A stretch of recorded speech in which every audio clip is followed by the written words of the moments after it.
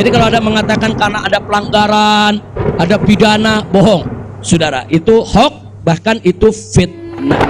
Bismillahirrahmanirrahim. Rindu surga.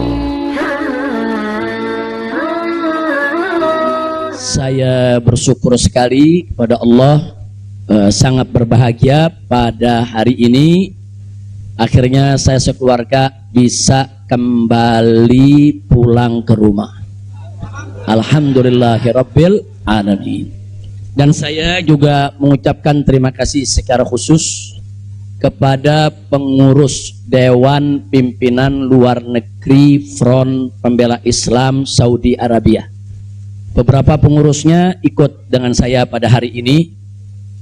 Mereka ikut mengawal dari Mekah, Jeddah sampai ke tempat ini. Di antara yang ikut ada Ustadz Abdul Hakim selaku sekretaris dari FPI Saudi. Kemudian ada juga Ustadz Son Haji, Ustadz Jazuli, Ustadz Ihsan. Kemudian juga ada Habib Abdullah Maulad Dawilah.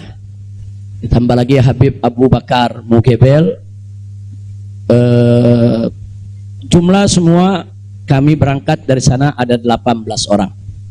Alhamdulillah semua dimudahkan. Kita doakan mereka-mereka yang telah dengan setia menemani kita, membantu kita sehingga semua urusan menjadi lancar. Jazahumullahu khairal jaza.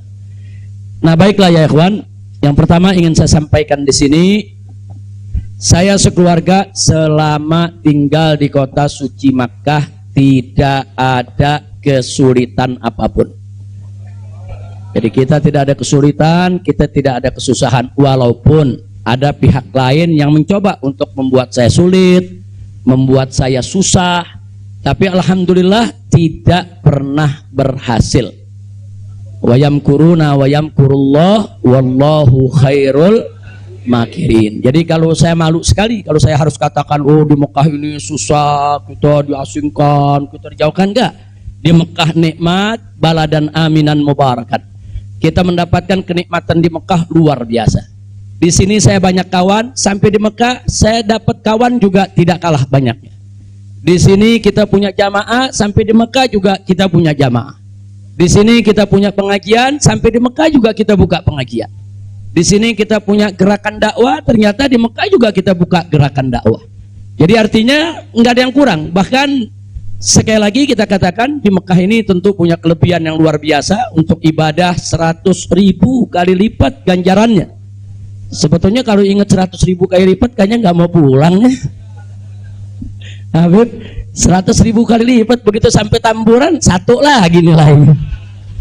Nah, di Petamburan nilainya 1, kalau di Mekah nilainya 100.000. Laulal wajibat dakwiyah, kalau tidak ada kewajiban dakwah di negeri ini, saya tidak akan tinggalkan Mekah. Kita cinta Mekah, Mekah luar biasa, satu negeri yang memang penuh keberkahan. Baladan aminan mubarakat. Jadi sekali lagi, selama kita di Mekah, alhamdulillah. Kalaupun ada sedikit tantangan-tantangan, sedikit kesulitan-kesulitan, tapi semua itu bisa atasi dengan mudah ya ikhwan. Nah baiklah. Kemudian yang perlu saya sampaikan juga ya ikhwan, di tempat ini kenapa muncul aneka ragam isyaat, yaitu isu-isu, gosip, rumor dan lain sebagainya. Katanya saya mau ditangkap lah, mau dideportasi lah, kemudian juga overstay lah dan seterusnya.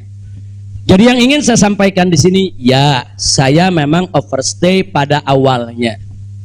Jadi sebulan sebelum visa saya habis, saya waktu itu mendapat pencekalan, tidak boleh pulang. Nah, tapi pencekalan tersebut bukan karena melanggar aturan, bukan karena melanggar ketentuan keimigrasian, bukan. Jadi kalau ada mengatakan karena ada pelanggaran, ada pidana, bohong. Saudara, itu hoax, bahkan itu fitnah. Jadi saya dicekal li asbabin amniyah. Itu ditulis dalam surat cekalnya. Li asbabin amniyah, karena alasan keamanan. Nah, biasanya kalau alasannya melanggar di situ ditulis mukhalafatun nizam atau at-takhalluf anin nizam. Nah, itu namanya melanggar aturan. Nggak ada di dokumen saya, tidak ada kalimat at-takhalluf anin nizam atau mukhalafatun qanun. Nggak ada. Yang ada adalah li asbabin amniyah, untuk alasan keamanan. Nah, tentunya saya tidak diam. Saya terus melakukan lobby dengan pemerintah Saudi, dengan otoritas Saudi. Ini asbabun amniyah yang bagaimana maksudnya, kemudian kenapa saya tidak bisa keluar, dan seterusnya. Ini terjadi pembicaraan yang cukup panjang ya ikhwan. Tapi memang mereka sendiri mengaku. Jadi saya ini di sana diperiksa oleh Badan Intelijen Saudi, saya diperiksa oleh Dewan Keamanan Saudi, saudara.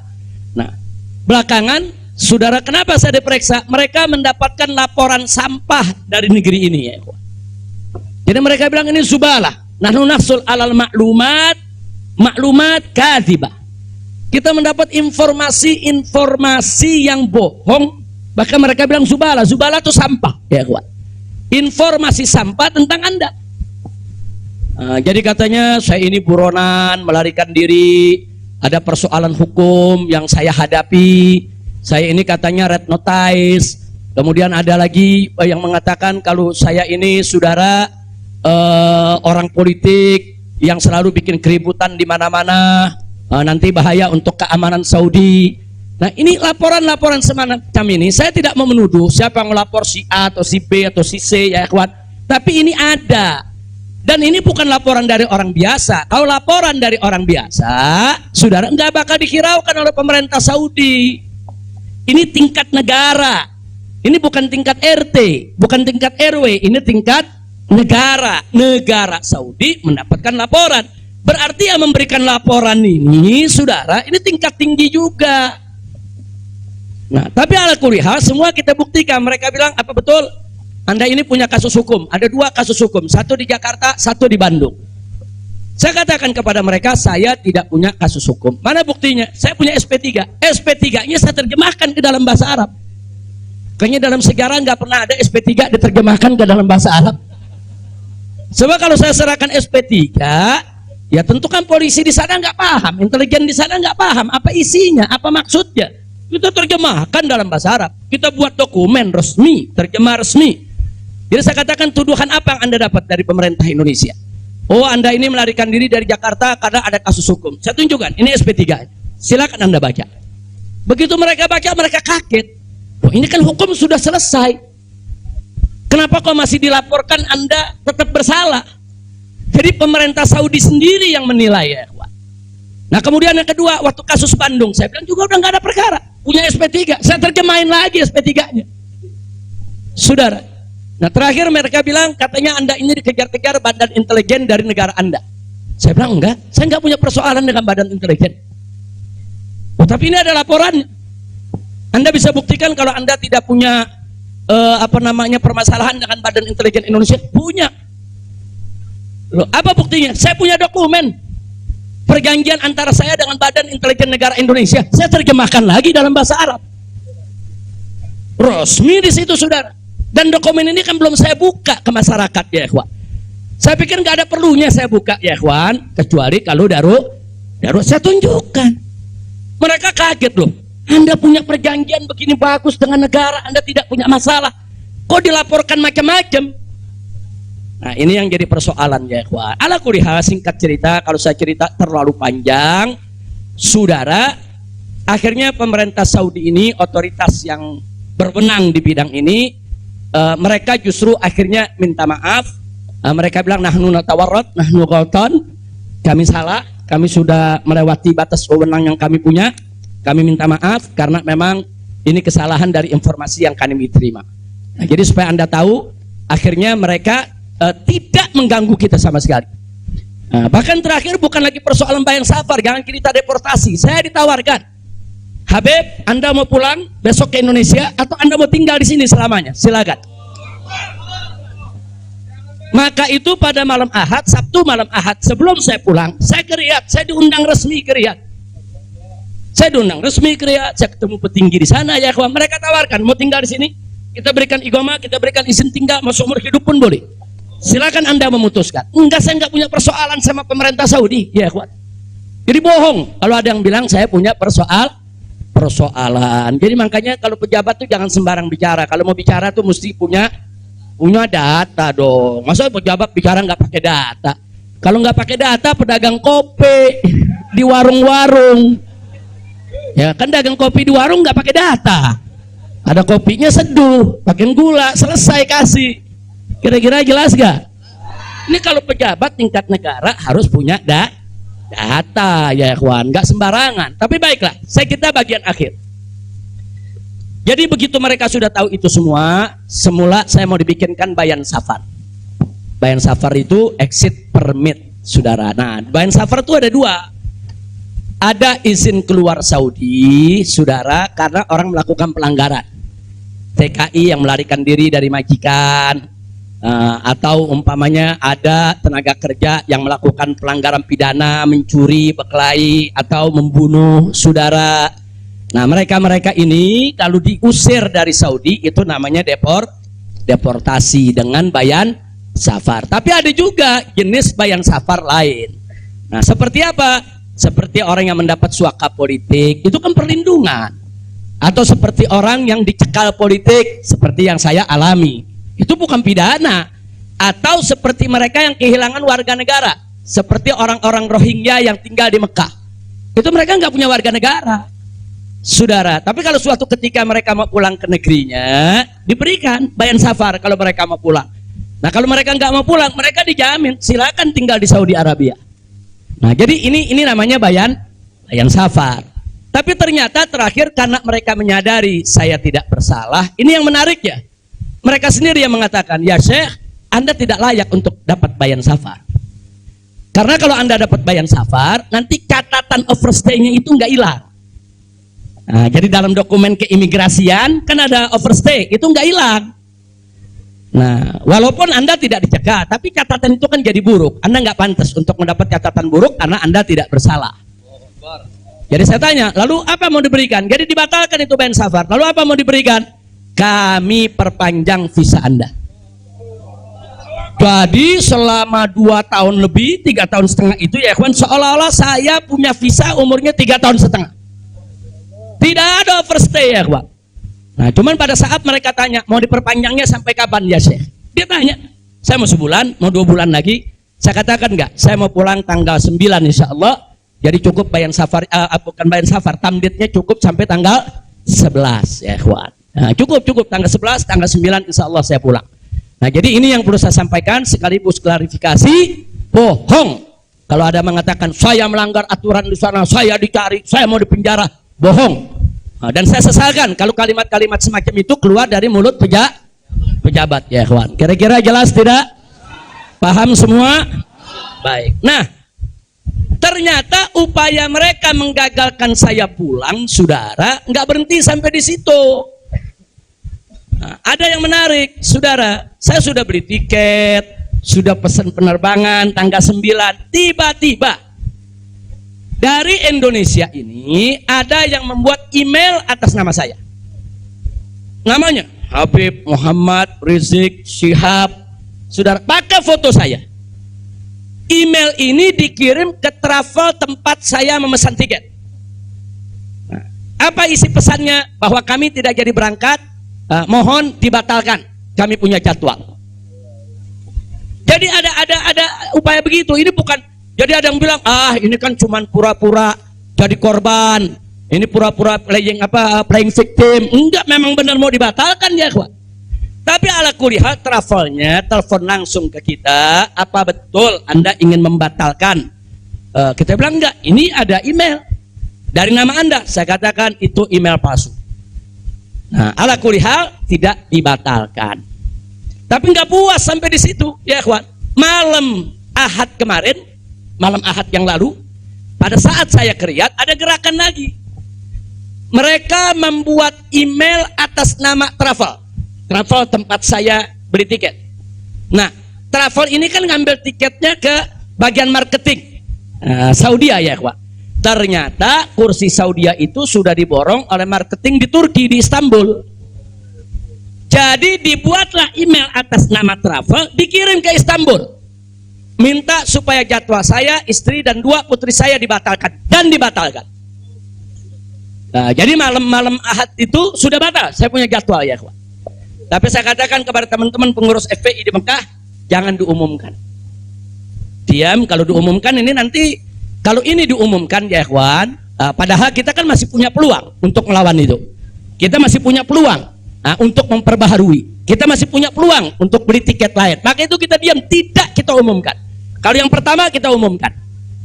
Pembatalan yang pertama itu kita umumkan. Yang kedua tidak kita umumkan. Nah, tujuan saya kedua untuk tidak diumumkan apa? Supaya musuh-musuh, penjahat-penjahat, bajingan-bajingan yang membuat itu sudah merasa menang ya kawan. Dia mereka merasa menang, ketawa-ketawa. Udah batal lo. Besok kalau lo ke airport, begitu masuk ke counter, nama sudah tidak ada. Biarin aja dia senang ya kawan. Gak apa-apa, biar dia senang. Jadi sengaja kita biarkan. Nah, kemudian kita hubungi travel yang ada, kita minta untuk ganti kode booking. Nah, ada tambahan biaya, kita tambah biayanya. Tetap kita minta tanggal itu untuk kita dapat kursi. Dan kita dapat. Kita diam ya kawan. Kita nggak umumkan kalau kita punya tiket baru. Nah, ini kita tidak umumkan. Lancar semua. Tapi ternyata jebol juga informasi ke mereka kalau saya punya tiket baru ya kawan. Lalu apa yang terjadi? Pesawat berangkat jam 7. Dari jam 11 siang saya sudah kirim orang untuk check-in. Jam 2 kita sudah full semua, kita sudah dapat check-in. Barang sudah masuk. Tiba-tiba jam 4 sore di airport dapat panggilan, saya punya putri yang satu tiketnya batal.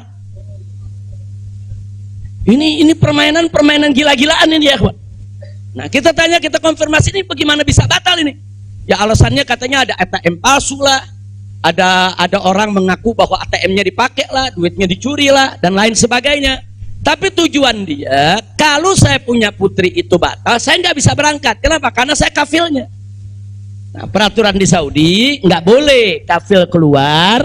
Saya ini kafilnya kalau anaknya tidak keluar. Kalau anak istri keluar, saya tidak keluar masih boleh. Tapi kalau saya keluar, sementara anak istri tidak keluar, nggak boleh. Itu peraturan di Saudi. Jadi sekarang dia batalkan satu supaya saya nggak ikut berangkat ya kawan. Nah, jadi ini terjadi. Nah, jam 4 sore itu kita berkutat. Tapi alhamdulillah, saudara, otoritas Saudi bantu kita. Mereka juga terkaget-kaget.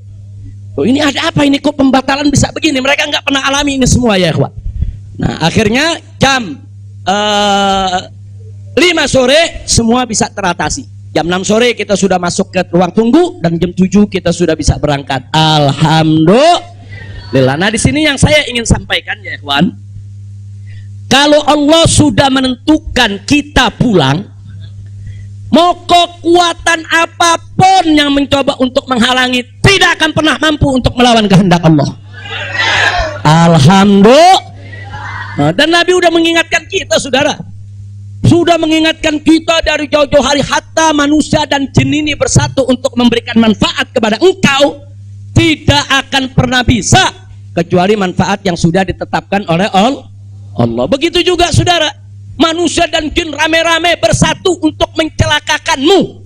Saudara, tidak akan pernah kamu bisa celaka kecuali sesuatu yang sudah ditetapkan oleh Allah. Maka itu saya mengajak semua di sini belajar dari ini semua. Saudara, dekatkan diri kepada Allah, tingkatkan tawakal kita, jangan takut dengan orang-orang yang ingin berbuat jahat kepada kita semua. Nggak usah khawatir. Wa yamkuruna wa yamkurullah wallahu khairul.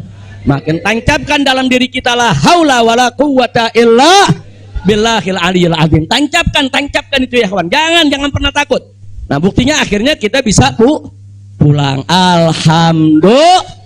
Hada min fadli rabbi liyabluwani ashkur am akfur ya kawan. Dan memang kemarin itu pada saat saya ke imigrasi Saudi, mereka juga bingung. Karena ini bukan urusan imigrasi, tapi ini otoritas keamanan nasional Saudi. Mereka bilang nggak pernah ada orang pakai bisa ziarah orang asing, bisa hidup 3,5 tahun di Saudi tanpa denda, tanpa blacklist. Nah, ini semua karunia dari Allah. Jadi tidak benar kalau kita di sana kesulitan, kesusahan. Enggak, kita di sana senang, kita di sana bahagia. Bahkan sedih sekali kita tinggalkan Mekah kalau tidak ada kewajiban dakwah di sini. Sekali lagi saya katakan, saya tidak ingin meninggalkan Mekah. Di Mekah semua Allah ganti, lebih indah yang Allah ganti ya kawan. Saya di sana rezeki mengalir terus, makan, minum, semua serba berkecukupan, dikit Allah tidak kurangi. Bahkan apa yang kita dapatkan di sana jauh lebih nikmat, lebih berkah ketimbang sebelum saya ke kota suci Makkah. Jadi sekali lagi, alhamdulillah, kalau kita berjuang di jalan Allah, percayalah Allah tidak akan pernah meninggalkan kita. Enggak, Allah enggak bakal tinggalin kita ya kawan. Dimanapun kita berada, Allah enggak bakal tinggalkan kita. Kalau kita berjuang untuk Allah, intan surullah yansurkum. Jika kamu ya ayyuhalladzina amanu, hai orang-orang yang beriman, intan surullah, jika kamu memenangkan Allah, membela Allah, berjuang untuk Allah, yansurkum, niscaya pasti Allah akan memenangkan kamu sekalian. Jadi jangan takut. Allah dengan caranya Allah punya kemauan ya kawan. Allah akan selamatkan kita, Allah akan lindungi kita, Allah akan beri keberkahan kepada kita. Dan selama di Mekah, alhamdulillah, saya juga sudah menyelesaikan yaitu disertasi doktor saya sebanyak 1000 halaman ya kawan, dalam bahasa Arab. Alhamdulillah semua berkah. Dan saya punya putri juga yang tinggal di Mekah, akhirnya punya kesempatan menghafal Al-Quran. Akhirnya mereka sudah lebih dari 10 juz hafal Al-Quran. Ini semua yang di sini kita nggak dapat, di Mekah kita dapat. Alhamdulillah, setiap tahun kita bisa melaksanakan ibadah haji, setiap minggu kita bisa melaksanakan ibadah umroh, kita bisa iktikaf di masjid bebas. Saya bisa ke Madinah, ke Jeddah, ke Taif, ziarah kemana-mana tempat, tidak pernah dilarang oleh otoritas Saudi. Jadi sekali lagi saya tandaskan, kalau ada mengatakan di sana saya nih kriminal, melanggar hukum, berurusan dengan hukum Saudi, bohong. Nah begitu, sekali lagi lewat forum ini saya ingin sampaikan terima kasih kepada pemerintah Saudi. Saya sampaikan terima kasih kepada pemerintah Saudi dan apresiasi yang tinggi, di mana selama keberadaan saya 3,5 tahun di sana, mereka telah memperlakukan saya secara baik. Kemudian mereka telah memberikan segala kemudahan. Jazakumullahu khairal jaza. Ya kita yang baik kita apresiasi, yang tidak baik kita kritisi. Nah, jadi kalau ada mengatakan Habib kok terima kasihnya sama pemerintah Saudi aja, pemerintah Indonesia bagaimana? Ya baik dulu dong. Kalau baik nanti kita terima kasih. Kira-kira betul nggak? Betul nggak? Kalau pemerintah baik wajib nggak terima kasih? Wajib kita apresiasi. Kok Habib belum terima kasih? Ya belum baik. Tunggu baik dulu. Kalau baik kita terima kasih. Kayak kemarin Pak Mahfud mengumumkan yang mau jemput silakan. Nah baik gak tuh? Kita terima kasih. Terima kasih Pak Mahfud.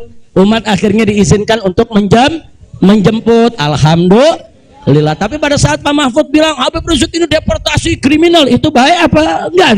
Enggak terima kasih. Jadi kita objektif aja. Yang baik kita terima kasih, yang gak baik kita luruskan, insya Allah. Nah ini yang saya mau sampaikan semua. Jadi tenang-tenang saja, biarkan nanti beri kesempatan saya supaya istirahat dulu ya ikhwan. Insya Allah nanti kita dakwah lagi, kita keliling lagi, bikin pengajian lagi. Mudah-mudahan Allah subhanahu wa ta'ala memudahkan segala urusan kita. Jadi di sini saya mau tandaskan sebelum saya akhiri, sekali lagi kita yang ada di sini, habaib ulama, sekali lagi kita bukan musuh pemerintah, kita bukan musuh negara, kita bukan musuh tentara, kita bukan musuh polisi, kita musuh kezaliman, kita musuh kecurangan, kita musuh kemunafikan, kita musuh segala kejahatan. Betul? Betul? Nggak ada kompromi saudara. Melawan kezaliman, kemunafikan, kejahatan, tidak ada kompromi. Kalau ada mengatakan Habib Rizik, bisakah ke depan ini kita melakukan rekonsiliasi? Saya katakan sekali lagi, rekonsiliasi hanya bisa berdiri atas dasar niat dan tekad yang baik ya kawan. Tapi kalau rekonsiliasi berdiri atas dasar kecurangan, kezaliman, kejahatan, saudara, tidak mungkin. Tidak ada rekonsiliasi saudara. Tidak ada rekonsiliasi saudara kalau kezaliman dibiarkan. Kira-kira jelas tidak? Takbir.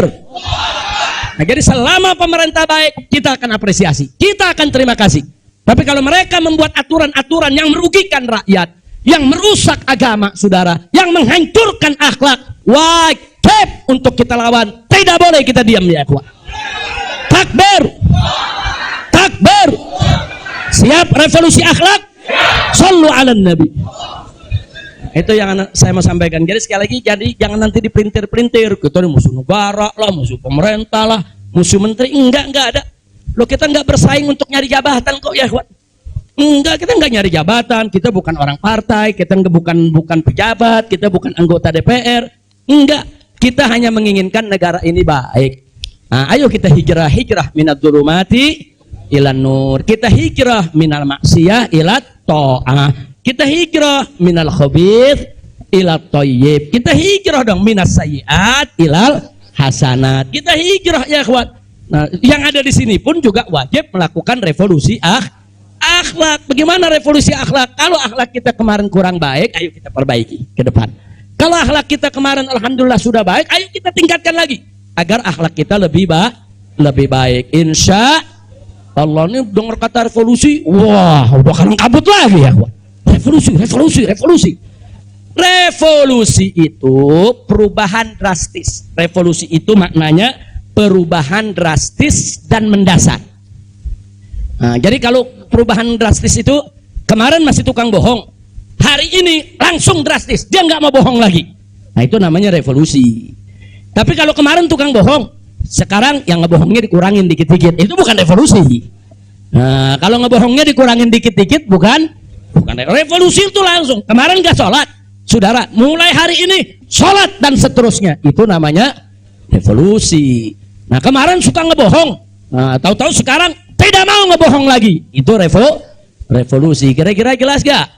Jadi revolusi itu perubahan drastis dan mendasar. Jadi jangan pikir revolusi itu pakai senjata, bunuh-bunuhan, potong-potongan. Siapa yang bilang begitu ya ikhwan? Nah, lalu kenapa dipilih kata revolusi akhlak? Kenapa bukan revolusi moral, revolusi budi pekerti, revolusi mental? Saudara, karena kata akhlak itulah yang dipakai oleh Nabi kita Muhammad Sallallahu Alaihi Wasallam. Nggak ada kata yang lebih baik kita pilih kecuali kata yang digunakan oleh Nabi Muhammad Sallallahu Alaihi Wasallam. Kalau kita mau tahu siapa itu bapak revolusi akhlak di dunia, ya Nabi kita. Nabi kita itu pejuang revolusi akhlak. Nabi kita itu pahlawan revolusi akhlak. Nabi kita itu saudara yang meletakkan dasar-dasar revolusi akhlak. Sebagaimana Nabi sabdakan dalam hadisnya, innama bu'itsu liutammima makarimal akhlak. Nah, jadi karena Nabi yang menggunakan kata akhlak, ya kita lebih suka pakai istilah akhlak. Kenapa nggak pakai mental? Karena kata mental dipakai sama Karl Marx. Nah, Karl Marx yang pakai, gembongnya komunis, makanya saya nggak mau pakai ya kawan. Kecuali kalau Nabi pakai kata mental, saya pakai mental. Kalau Nabi pakai kata budi pekerti, saya pakai budi pekerti. Nabi pakai kata apa? Akhlak. Berarti kita perlu pakai kata apa? Siapa suri tauladan kita? Siapa contoh kita? Shallu ala nabi. Allahumma shalli wa sallim alaihi. Kira-kira jelas gak? Paham semua? Alhamdulillah. Saya pikir itu yang bisa saya sampaikan. Terima kasih banyak. Jangan semua diborong di sini. Nah, kan kita masih mau ceramah di mana-mana, insya. Bandung udah main pesen aja, Beb, di Bandung, Beb. Nah, insya Allah nanti kita ke Bandung, kita ke Madura, kita ke Lombok, kita ke Aceh, kita ke Pontianak, kita akan keliling semua untuk terus melanjutkan dakwah. Ustadz Maher, Medan, shallu ala nabi. Alhamdulillah ada Ustadz Maher di belakang. Ustadz Maher mestinya duduk di depan, Ustadz. Ta'al. Lampung, insya Allah. Palembang, insya Allah. Nah, ini Habib Hamid bilang jangan jauh-jauh dulu, Pondok Rangon, Jakarta. Al-Jiran Ahad katanya. Insya Allah kita lihat, mudah-mudahan saya sehat walafiat. Dan tadi saya minta maaf, ada sempat kecapean kita. Akhirnya saya turun, saya nggak bisa lagi berdiri. Sempat tidur 10 menit itu di bawah, nggak kuat karena dehidrasi. Itu terlalu haus, terlalu capek ya kawan. Tapi alhamdulillah setelah 10-15 menit kita bisa berdiri lagi. Alhamdulillah. Nah, itu saja yang bisa saya sampaikan. Jazakumullah khairal jazak. Bismillahirrahmanirrahim. Rindu surga.